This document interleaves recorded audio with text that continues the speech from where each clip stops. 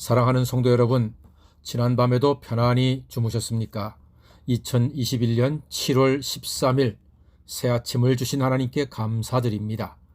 오늘도 하나님의 돌보심 가운데 아침부터 밤까지 코로나 4단계 중에도 안전하시고 평안하시고 감사도 기쁨도 가득한 날이 되기를 소망합니다. 부디 백신 잘 맞으시고 마스크 꼭 하시고 손도 잘 씻어 건강을 지켜내는 지혜로운 시민이 되시기를 바랍니다. 오늘 아침은 출애굽기 38장 21절로 31절 말씀을 본문으로 말씀 욕심으로 물질 욕심을 이긴다는 제목의 말씀을 나누겠습니다. 하나님께서 하나님의 일을 이루어 가시는데 두 가지 핵심 요소가 있습니다. 첫 번째, 사람이 있어야 합니다. 하나님은 하나님의 뜻에 순종하고 하나님의 마음에 합한 사람을 하나님의 일에 쓰십니다. 그냥 대충 집어다가 아무렇게나 쓰시지 않습니다. 오늘 하나님께서 21절에 보면은 이다말, 그리고 22절에 브살렐, 23절에 오홀리압, 이 세 사람을 특별히 쓰고 계십니다.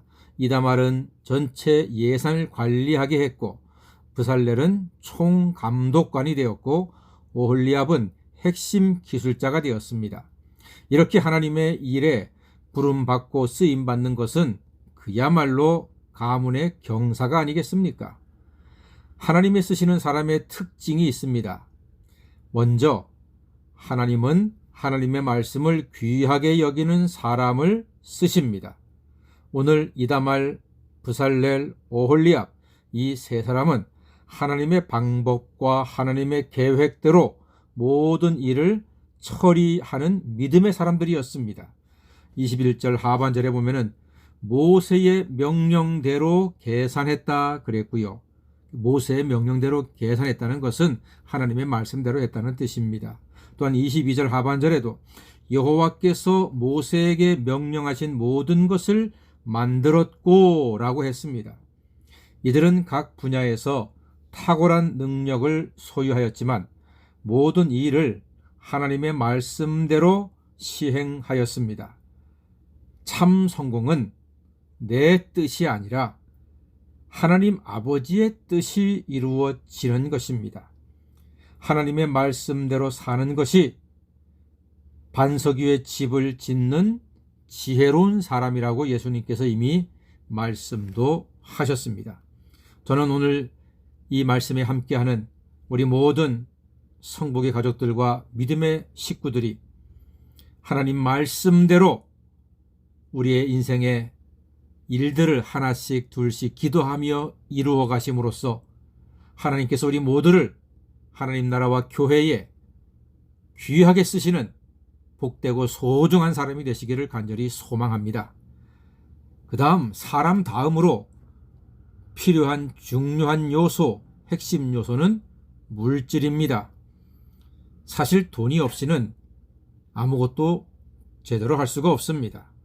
특별히 성막을 짓는 데는 상상을 초월하는 많은 물질이 사용이 되었습니다. 24절 말씀 보니까요, 금이 29달란트에 730세겔이 들어갔고, 25절에는 은이 100달란트에 1775세겔이 들어갔고, 놋은 29절에 70달란트와 2400세겔이 들어갔다고 했습니다. 이게 말이 쉽지 실로 계산하기도 어려운 엄청난 물질입니다. 이 모든 것들이 다 어디에서 났습니까? 이스라엘 백성들이 소지한 것 중에서 하나님의 뜻에 사용되도록 드린 예물들입니다. 물질의 진정한 가치는 양이 아닙니다. 누구의 소유냐가 중요한 것이 아닙니다.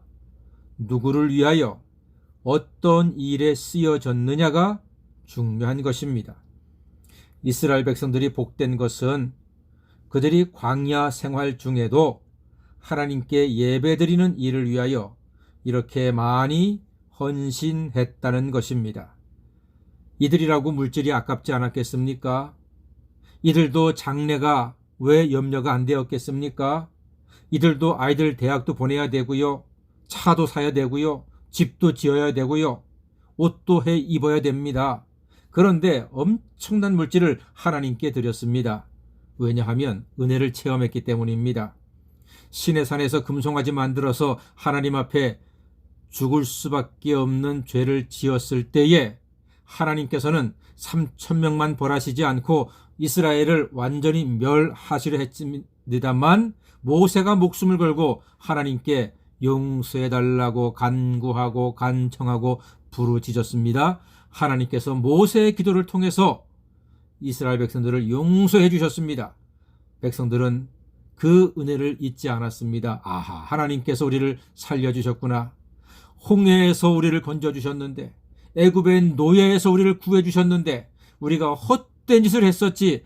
그런데도 우리를 또 용서해 주시고 오히려 하나님이 임재하시는 성막을 짓게 하셨으니 이 얼마나 감사하고 귀하고 복된 일인가.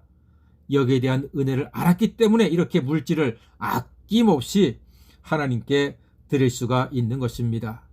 우리 성도님들도 정말 이 코로나 가운데에 하나님께 11조 드리고 감사 헌금하고 주정 헌금하고 선교 헌금하고 이렇게 물질을 드립니다. 여러분, 이것은 강요해서 되는 것이 아닙니다. 내가 하나님께 은혜를 받았고 죄사함 받았고 영생에 대한 확신과 구원에 대한 확신이 있기 때문에 감사한 마음으로, 자원하는 마음으로 물질을 드리는 것 아니겠습니까? 하지만 그 물질 드리는 것이요, 그렇게 쉬운 일이 아닙니다.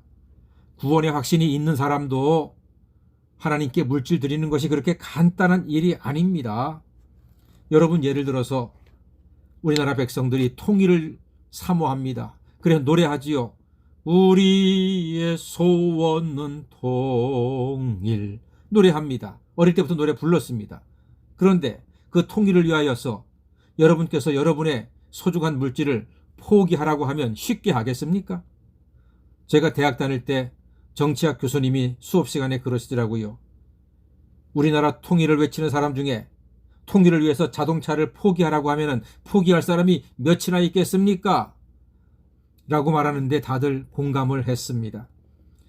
자기의 물질을 희생하는 것 결코 쉬운 일이 아닙니다. 마틴 루터는 그렇게 말했습니다. 주머니가 회개해야 한다고 했습니다. 성경은 탐심은 우상 숭배라고 했지요. 그렇습니다. 모든 물질의 주인은 하나님이십니다. 천지와 만물을 창조하시고 나를 죄악 가운데서 구원하신 전능하신 여호와 하나님께서 인생뿐만이 아니라 물질의 주인이심을 분명히 믿을 때에 하나님께 물질도 드릴 수가 있습니다. 하나님과 교회와 예배를 위해서 내 시간도 내 마음도 드리지만 물질까지도 드리는 것은 결코 쉬운 일은 아닙니다. 그렇지만 하나님께서는 그 드려진 물질을 기억하시고 우리의 드려진 물질을 기뻐하시며 더 풍성한 것으로 채워주실 줄 믿습니다.